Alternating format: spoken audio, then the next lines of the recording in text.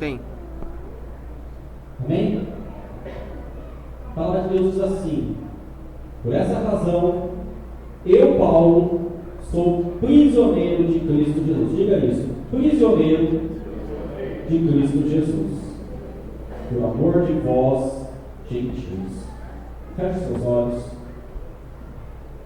Senhor Deus Pai, neste momento nós nos colocamos submissos à tua voz, à tua palavra. Pedimos para que o Senhor venha falar conosco e revelar a nós a alegria que há de te servir, a alegria de submeter a tua boa, perfeita e agradável vontade.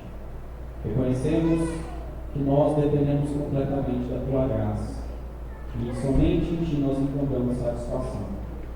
Pedimos para que o Senhor nos guie na ministração dessa palavra, que o Senhor possa consertar aquilo que tem que ser consertado em nós, para que nós possamos cada vez mais se parecer com Cristo Jesus, nosso Senhor. Essa é a nossa oração em nome do Senhor Jesus. Amém.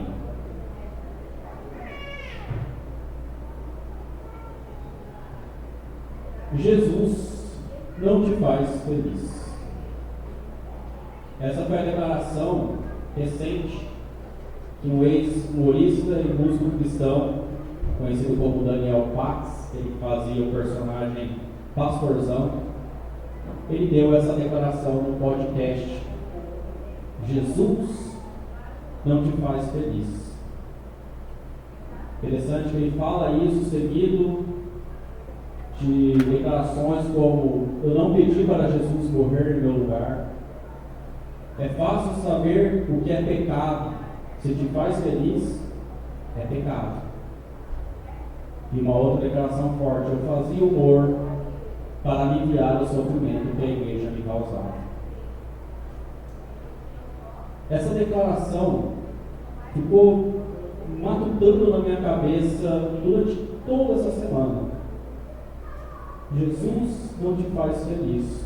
Um homem que por muitos anos se declarou crente do Senhor, se eu não me engano ele é filho de pastor, cresceu na igreja e hoje ele se declara um apóstata.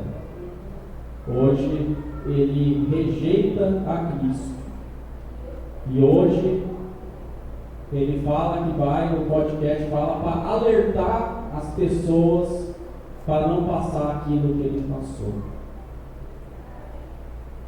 E eu fiquei pensando acerca disso, no movimento que nós temos de descrentes nos dias de hoje.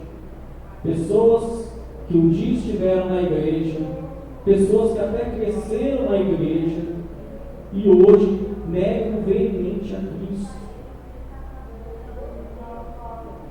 Nós temos muitas pessoas hoje que estão indo, hoje nós temos os podcasts, então as pessoas vão até os podcasts, dão os seus relatos, a sua história, e falam da sua descrença, falam da sua experiência negativa que teve com a igreja, e passam uma ideia de que agora encontrou uma certa liberdade, uma certa felicidade. Isso me fez pensar e por que muitos abandonam a fé? Por que muitos negam a Cristo? Então, a palavra de Deus fala que nos últimos dias muitos irão se apostatar da fé. E a palavra de Deus fala em 2 Pedro 2:1: mas entre o povo também houve falsos profetas, assim como entre vós haverá falsos mestres. As ocultas introduzirão heresias excluidoras, negando até o Senhor que os resgatou e trazendo sobre si mesmos repentina destruição. O que é ser feliz? Essa é a questão. O que é felicidade? Quando uma pessoa dessa declara: Jesus não te faz feliz, Jesus não me faz feliz, o que ela está querendo dizer? Por que pessoas chegam a essa conclusão? Eu acredito que isso vem de uma falsa ideia, falsas promessas que são vendidas acerca da palavra de Deus. Se de heresias que são pregadas, que são sepultadas em meio ao povo de Deus. Uma igreja cujo púlpito não é preservado condena o rebanho. A heresia é o câncer que destrói a alma. A heresia é inimiga da fé. Ela gera incredulidade no coração humano. E por isso ela rouba a alegria que a palavra de Deus nos dá. Nós acabamos de cantar aqui: incomparáveis são tuas promessas para mim. Você crê nisso? Que as promessas que o Senhor tem para nós são incomparáveis? Amém? A verdade é essa, que aquilo que o Senhor nos dá é poderoso, é maravilhoso, é bom, é muito melhor do que qualquer coisa que nós podemos conquistar nesse mundo. Mas muitas falsas promessas são vendidas, muitas ideias, muitas doutrinas falsas são colocadas e levam pessoas a terem uma visão equivocada acerca de Jesus e acerca do que Ele conquistou e Ele nos dá através da obra da cruz. O apóstolo Paulo nos alerta em Colossenses 2:8: tende cuidado para que ninguém os tome por presa por meio de filosofias e sutilezas vazias, segundo a tradição dos homens, conforme os espíritos elementares do mundo, e não de acordo com Cristo. Nós devemos ter muito cuidado com aquilo que nós escutamos. Devemos ter muito cuidado com os pregadores, com as pessoas que têm falado em nome de Deus. Porque há muitos falsos profetas, falsos pregadores, falsos pastores, que têm semeado palavras de mentira. Pastores, pregadores, hoje nós vemos na era do Instagram, então muitas vezes não se tem um filtro naquilo que se consome. E nós vemos pregadores que trazem uma palavra voltada para o ego, voltadas para nós mesmos. Uma palavra onde Cristo não é o centro, sim nós somos o centro. E infelizmente muitos abandonam a fé, porque na verdade nunca tiveram uma fé genuína. Muitos abandonam a fé porque preferem dar ouvidos às doces e sedutoras palavras de Satanás, ao invés de escutar a palavra da vida eterna. Muitos abandonam a fé porque, assim como Eva, lá no jardim do Éden, não se firmou na palavra de Deus. Essa semana, enquanto eu estava preparando esse sermão, a ideia era pregar até o versículo 13, era fazer a exposição de Efésios de 1 a 13. Mas eu confesso que diante dessas inquietações que veio ao meu coração, a ver esse movimento de descrentes e essa falsa ideia de felicidade que é vendida para as pessoas, a única coisa que eu conseguia ler é esse versículo. Por essa razão, eu, Paulo, sou prisioneiro de Cristo Jesus, por amor de vós, gentios. Paulo, ele escreveu uma carta, que é a carta aos Filipenses. Eu preguei essa carta aqui, inteirinha. Essa carta é conhecida como a Carta da Alegria. Paulo, ele escreveu essas cartas, tanto Filipenses como Efésios, bem como Colossenses e Filemon, cartas que foram escritas em contextos que ele estava preso. Um homem preso, o homem cuja sua liberdade foi retida, o homem que passou por muitos sofrimentos, mas um homem que em nenhum momento perdeu a sua alegria. É interessante porque a ideia de prisão e felicidade não parece combinar. As pessoas não conseguem acreditar que sofrimento e alegria podem coexistir. E é por isso que muitas pessoas questionam por que Deus permite que um servo fiel passe por tal sofrimento. Por que ele está sendo punido por fazer a coisa certa? Onde está a felicidade em seguir a Cristo? É sobre isso que eu refleti essa semana. E para isso, eu pensei na vida de Paulo. Esse sermão vai ser um pouco diferente, porque eu quero trazer um breve panorama para você de quem foi o apóstolo Paulo.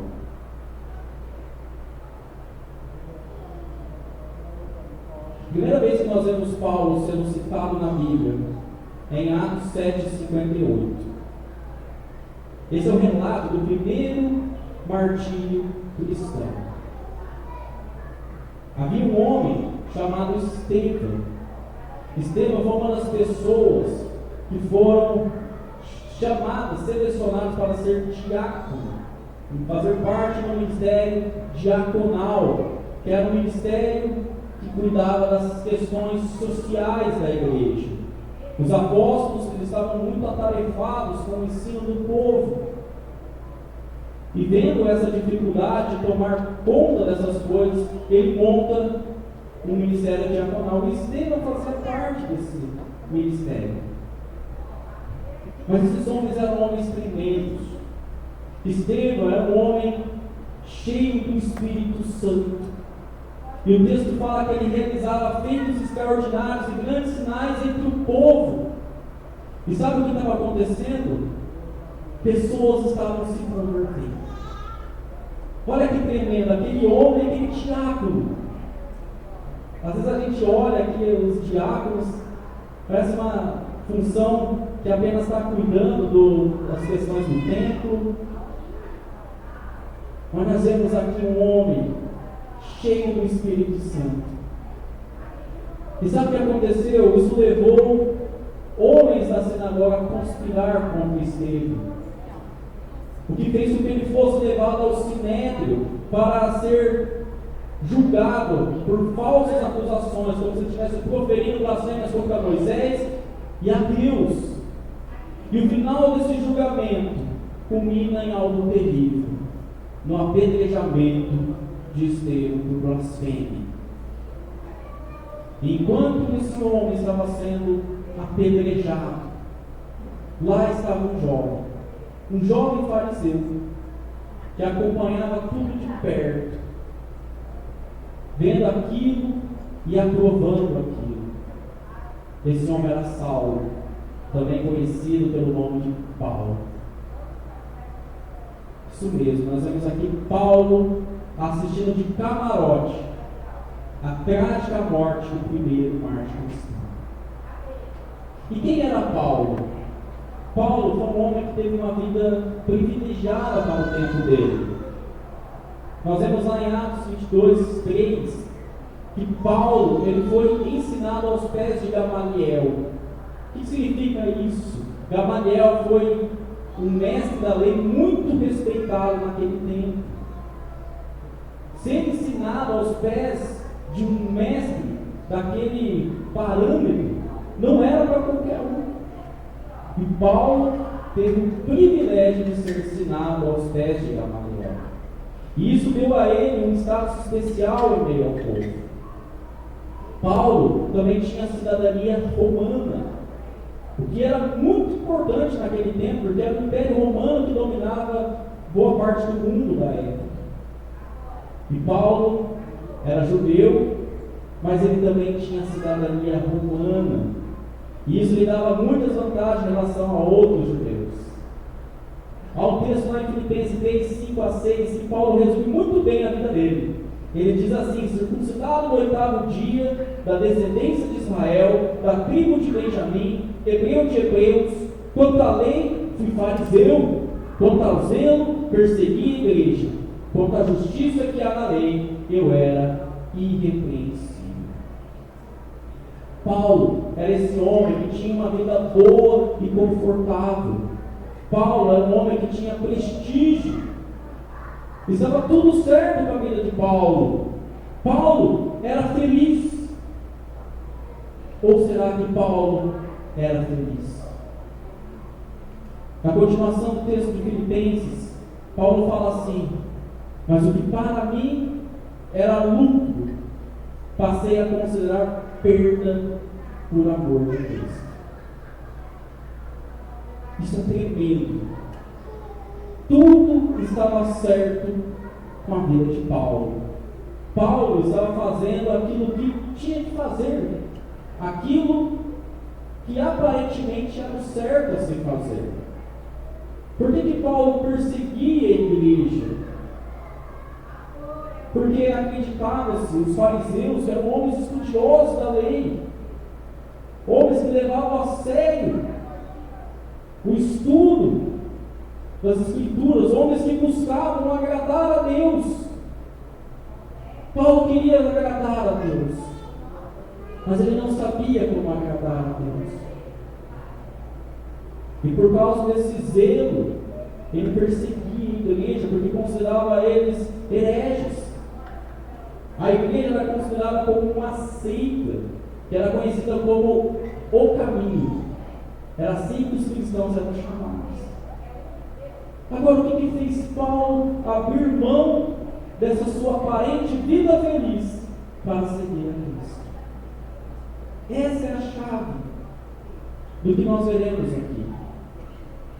Houve um momento que teve um ponto de virada na vida de Paulo. E foi no momento que ele estava indo até a cidade de Damasco. Paulo, ele pede ao sumo sacerdote cartas para ir às sinagogas de Damasco, e lá ele tinha o desejo de encontrar cristãos, encontrar homens e mulheres para os prenderem e levar a Jerusalém. Mas seguindo viagem, aproximando de Damasco, algo inesperado acontece. Uma luz resplandecente aparece, vinda do céu, o cerca, e Paulo, caindo em terra, ouviu uma voz que dizia: Saulo, Saulo, por que me persegues? E ele pergunta: quem és tu? E o Senhor respondeu: eu sou Jesus, a quem persegues. Imagina essa cena: Paulo indo a Damasco para prender seguidores de Cristo, cristãos, pequenos cristos, aqueles que testemunhavam a ressurreição de Cristo. Paulo estava indo perseguir a igreja, e ele tem um encontro com Jesus. E Jesus deixa bem claro: eu sou Jesus, a quem você persegue. Enquanto Paulo estava perseguindo a igreja, ele estava perseguindo o próprio Deus. E naquele momento, Paulo, o texto fala que ele ficou 3 dias sem enxergar, sem comer, sem beber. Aquele homem com tanto prestígio, tanta importância, de repente não consegue enxergar. E é muito interessante, porque é no momento que Paulo fica cego fisicamente que os olhos espirituais dele se abrem.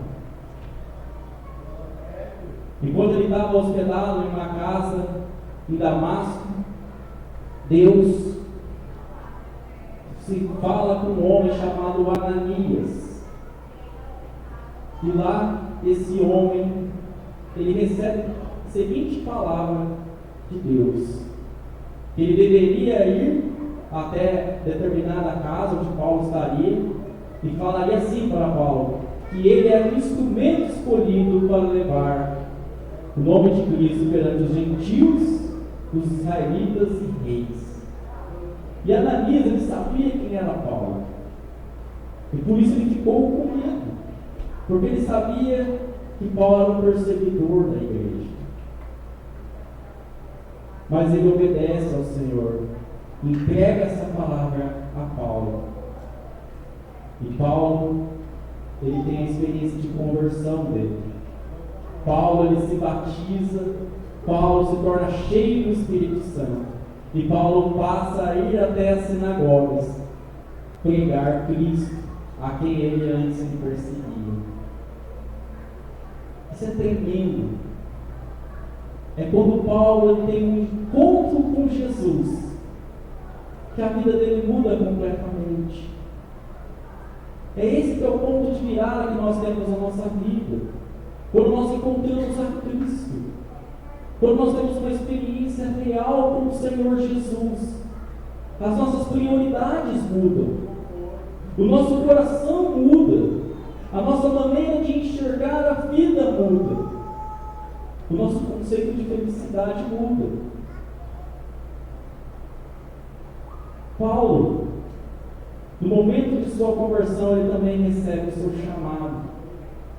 Paulo ficou conhecido como o apóstolo dos gentios, porque ele foi chamado para pregar aos gentios. Nós falamos já acerca disso, que havia essa resistência dos judeus de se achegar aos gentios. Havia esse certo preconceito, essa certa dificuldade de romper com isso. Paulo foi uma peça-chave para a pregação aos gentios. E é por isso que aqui no versículo 1 do capítulo 13 de Efésios, ele diz: por essa razão, eu, Paulo, sou prisioneiro de Cristo Jesus, por amor de vós, gentios. Sabe, foi revelado a Paulo o propósito dele existir. Isso é muito interessante, porque a alegria está muito ligada com qual é o nosso propósito. As pessoas, elas buscam saber qual é o propósito de eu existir. Se nós não sabemos qual é o nosso propósito, a vida parece não ter sentido, a vida parece vazia. As pessoas buscam saber qual é o seu propósito. E elas buscam isso de várias maneiras.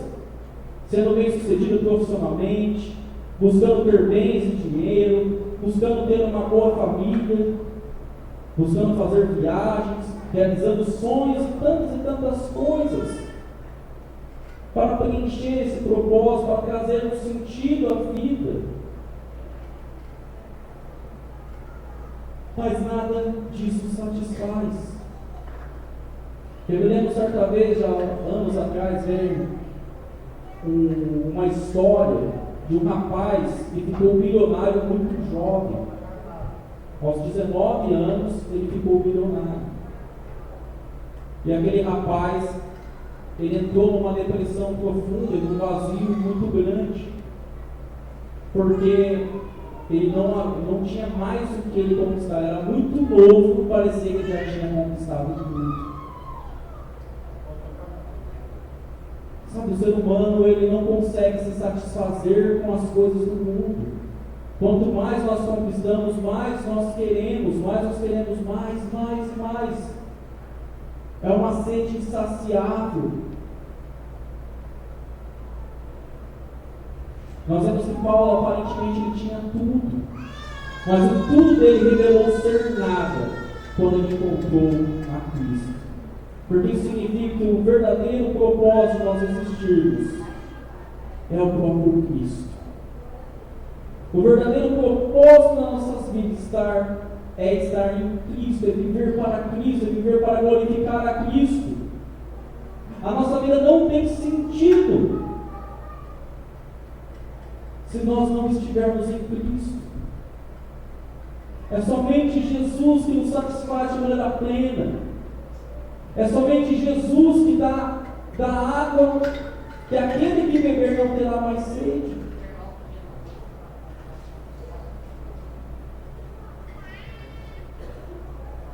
Agora nós vemos Paulo, ele assumiu o seu ministério.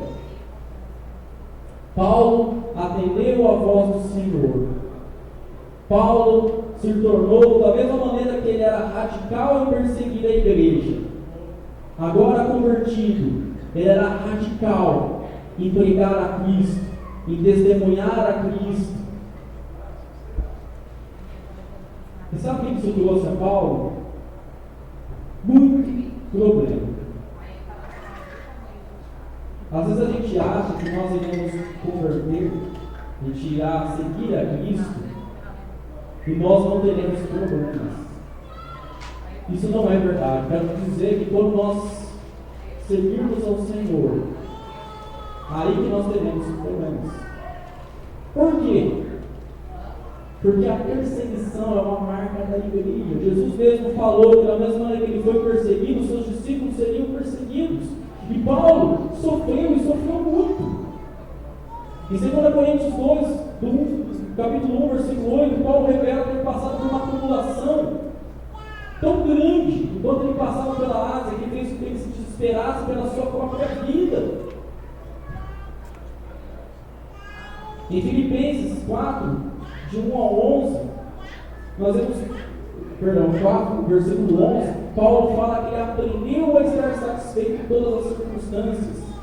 E é muito interessante, porque se nós pegarmos lá em Atos, e nós vemos os relatos acerca de Paulo, nós vamos ver o tamanho sofrimento que ele passou. Paulo passou por tortura, Paulo foi chicoteado, Paulo foi preso, Paulo passou por naufrágio, Paulo passou por apedrejamento, Paulo beirou a morte várias vezes. Onde está a alegria nisso? Mas Paulo ele fala: eu aprendi a estar satisfeito em todas as circunstâncias, sejam boas, sejam ruins. Ele resume isso dizendo qual é esse segredo em Filipenses 4,13. Posso todas as coisas em Cristo, aquele que me fortalece. Pode dizer isso: posso todas as coisas em Cristo, aquele que me fortalece. Sabe, essa é a promessa do próprio Cristo para nós. Quando Jesus nos deixa a grande comissão, ele encerra dizendo o seguinte: eu estou convosco todos os dias até o final dos tempos. Em João 16,33, Jesus fala: eu vos tenho dito essas coisas para que tenhais paz em mim. No mundo tereis tribulações, mas não vos desanimeis, eu venci o mundo. Em nenhum momento a palavra de Deus promete que, se nós seguirmos a Cristo, os nossos problemas irão sumir. Em nenhum momento a palavra de Deus promete que nós encontraremos felicidade num estado onde nós estaremos tudo bem, onde não passaremos por luta, não passaremos por tribulação. A palavra de Deus não fala isso. Sabe, Paulo, ele aprendeu o que é a alegria do Senhor. E ele falava isso à igreja: alegrai-vos do Senhor. Paulo sabia que essa alegria é poder de Deus para nós. Essa alegria não vem de nós, essa alegria vem do Senhor. Sabe, Paulo ele aprendeu a enxergar as circunstâncias pela perspectiva da soberania de Deus. E é por isso que aqui ele fala: eu, Paulo, sou prisioneiro de Cristo Jesus. Isso aqui é poderoso, porque Paulo ele estava preso, mas Paulo ele reconhecia que quem colocou ele na prisão não foram os judeus, não foram os soldados, não foi o imperador, mas sim o próprio Deus. Foi Cristo que o colocou naquela situação. A prisão foi um dos maiores campos missionários para Paulo. Paulo, ele ficava acorrentado a soldados romanos. E essa era uma grande oportunidade que ele não deixava passar, de pregar o Evangelho. Paulo ele pregou para a guarda pretoriana. E muitos se converteram. Sabe, isso me faz lembrar o relato do Antigo Testamento, quando José foi enviado ao Egito. No final de Gênesis, quando os irmãos ficam com medo de José, porque o pai tinha morrido, e talvez essa era a oportunidade de José se vingar dos irmãos, porque ele vendia ele como escravo. E os irmãos vão conversar com José, falam que o pai fez uma pedido para prometer, que eu não lembro exatamente aqui, mas tenta dar um jeito para fazer com que José não atentasse contra a vida deles. E José fala: acaso eu estou no lugar de Deus? Acaso eu estou no lugar de Deus? O mal que vocês fizeram a mim, Deus tornou em algo bom, para que a vida de muitos fosse preservada. Isso me lembra aquilo que Paulo fala em Romanos 8:21, que sabemos que Deus faz com que todas as coisas concorram para o bem daqueles que o amam, dos que são chamados segundo o seu propósito. Isso é tremendo. Paulo sabia que os planos de Deus são perfeitos. Paulo reconhecia que tudo que acontecia com a permissão do Senhor para o propósito bom. É difícil de nós entendermos isso, sabe por quê? Porque a nossa visão da história é uma visão extremamente limitada. Enquanto nós enxergamos uma parcela muito pequena das coisas, Deus enxerga o macro, Deus enxerga o todo. É Cristo quem governa todas as coisas com soberania e poder. O Senhor não nos deve satisfação. É nós que devemos confiar nele. Nós não iremos e nem temos como entender os propósitos de Deus com a nossa mente limitada. Mas eu quero dizer uma coisa para você. Nós podemos ter a certeza que os planos de Deus são bons e perfeitos. Amém? Você crê nisso? É por isso que nós não andamos segundo os nossos sentimentos. Nós não andamos segundo os nossos desejos. Nós não andamos segundo o estado de humor que nós nos encontramos. Nós andamos pela fé. Nós andamos pela fé. Nos períodos mais difíceis da minha vida foi o momento da depressão. Muitos de vocês presenciaram esse momento. Foram mais ou menos 2 anos muito difíceis, onde eu não sabia mais o que era alegria, onde a vida se tornou preto e branco, onde parecia não haver mais sentido. Eu lembro de vezes passar sentimentos de morte, ideias suicidas. Talvez muitos não saibam, mas eu cheguei a escrever cartas suicidas. Somente a Daiane deu essa carta.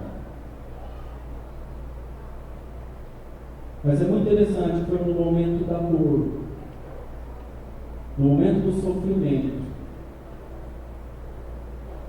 que eu pude conhecer verdadeiramente a alegria do Senhor.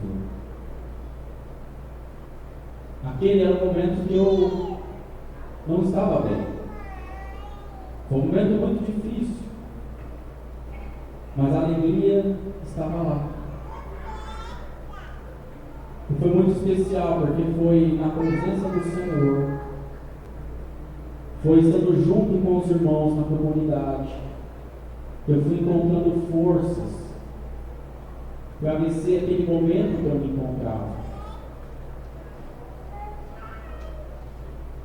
Foi naquele momento que eu vi que eu era pequeno, que eu não tinha controle da minha vida. Foi naquele momento que eu vi que eu tenho um Deus em quem eu posso confiar e que não me desampara, mesmo no pior dos sofrimentos.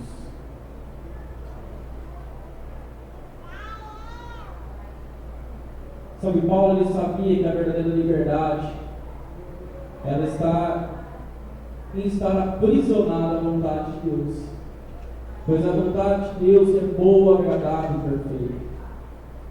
Uma felicidade plena neste mundo.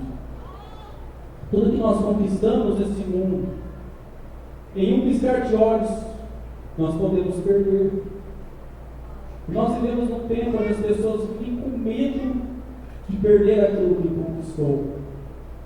Ao mesmo tempo que as pessoas gastam tanto tempo conquistando tantas coisas, mas há um medo de perder isso. Que felicidade é essa? Que felicidade é essa? Em Cristo nós encontramos uma felicidade indestrutível. É a alegria do Senhor que nos sustenta em meio ao sofrimento e ao caos deste mundo caído. O que mais me admira em Paulo é que ele tinha os olhos voltados para a eternidade. Todo homem e mulher que fez a diferença nesse mundo, como homem e mulher de Deus, tinha os olhos voltados para aquele bem eterno. Uma das declarações mais lindas que eu encontro na palavra de Deus é quando Paulo fala em 2 Coríntios 4, 17 e 18. Pois nossa tribulação leve e passageira produz para nós uma glória incomparável, de valor eterno, pois não fixamos o olhar nas coisas visíveis, mas naquelas que não se veem, pois as visíveis são temporárias, ao passo que as que não se veem são eternas. Quero encerrar esse sermão dizendo que, de certa forma, Daniel Pax estava certo em dizer: Jesus não te faz feliz. Porque para quem ama o pecado, Jesus não te faz feliz. Para quem tem o olhar apenas para esse mundo, Jesus não te faz feliz. Para quem deseja ganhar o mundo inteiro, sem se importar com a sua alma, Jesus não te faz feliz. Para quem quer viver segundo as suas próprias conveniências, Jesus não te faz feliz. Para quem não quer passar pelo caminho estreito, Jesus não te faz feliz. Para quem não quiser abrir a mão da sua própria vida e trilhar o caminho do discipulado, Jesus não te faz feliz. Para quem rejeita a cruz de Cristo, Jesus não te faz feliz. Não se engane, o sofrimento é uma marca do cristianismo. A igreja praticada somos tempo de mártires. O nosso Senhor sofreu. O nosso Senhor morreu injustamente. Não pense que ser cristão não te terá problemas. Nesse mundo, servir a Cristo envolve ser perseguido. Seguir em Cristo envolve ser rejeitado, sim. Seguir a Cristo envolve ser censurado, envolve ser injustiçado, até mesmo morto. Mas o nosso sofrimento produz um preço de glória incomparável. Jesus sofreu o maior dos sofrimentos para nos explicar o pior sofrimento que nós podemos passar: a morte eterna. A glória que nos espera na eternidade torna o sofrimento desse tempo muito leve e passageiro. Não se engane, nesse mundo nós teremos lutas. Nós enfrentaremos tribulações, teremos perseguição, sim. Nós enfrentamos perseguição, não pense que nós não enfrentamos. A maior perseguição que nós sofremos nos dias de hoje é ceder ao discurso ideológico, a ideologias satânicas contrárias à palavra de Deus. Hoje, se eu quiser pregar certos temas da palavra de Deus, eu posso ser censurado, eu posso ser cancelado, processado. Hoje, se eu falar que eu não acredito no casamento homossexual, eu vou ser certamente cancelado. Claro que nós estamos num espaço que não tem tanta evidência assim. Hoje, se eu falar que eu creio que as outras religiões são falsas, porque eu creio na única verdade, Cristo Jesus, eu seja taxado de intolerante. Existe sim uma perseguição. E é por isso que muitos têm adequado o discurso para agradar essa geração. Preferem trazer um discurso onde negam certas verdades da palavra de Deus e falam apenas aquilo que convém às pessoas. Essa é a pressão que nós sofremos.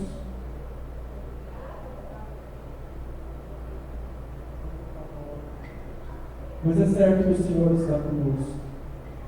O Senhor nunca nos abandonou. E a alegria que nós experimentamos com o Senhor, ela vai além de qualquer alegria que nós podemos conquistar nesse mundo. Porque é uma alegria que transcende a dor. A alegria desse mundo não suporta a dor. Os cristãos desses tempos são cristãos mimados,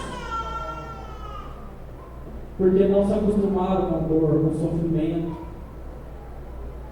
Nós vivemos uma realidade de tempo onde as pessoas vão à igreja porque apenas querem sentir um bem-estar, porque apenas querem se desconectar dos problemas do mundo para ter um momento diferente, um momento de paz. Não é muito diferente do que a pessoa vai quando vai no show. Sabe, a experiência de igreja é muito maior do que isso. Muitas vezes nós estamos na igreja, mas nós nem queremos estar. O nosso corpo, a nossa alma, muitas vezes diz que não.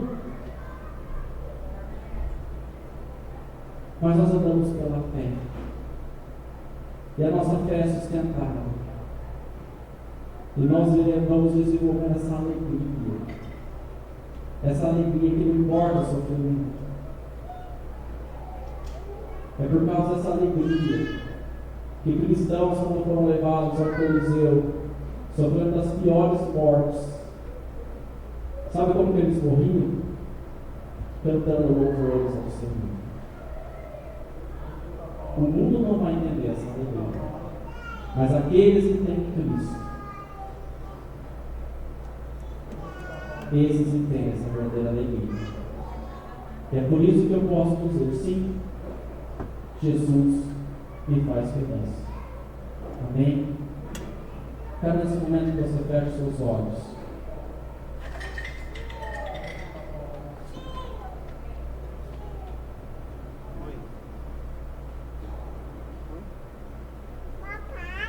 Você que, neste momento, escutando tudo isso, escutando a realidade que nós vivemos, entendendo que a vida cristã ela tem um preço. O discipulado cristão tem um preço. Não é fácil a caminhada de fé. Quando nós decidimos a seguir a Cristo, nós estamos comprando uma batalha contra o sistema desse mundo, que é dominado por Satanás e seus demônios. Mas eu quero dizer, o Senhor nos sustenta. Ele sempre sustentou a igreja. Desde os períodos mais tranquilos aos períodos mais difíceis, o Senhor tem sustentado a igreja. E você que essa noite decide, eu quero continuar sendo a Cristo, mesmo ante os sofrimentos, mesmo sabendo que eu serei perseguido. Eu quero convidar você a se colocar em pé.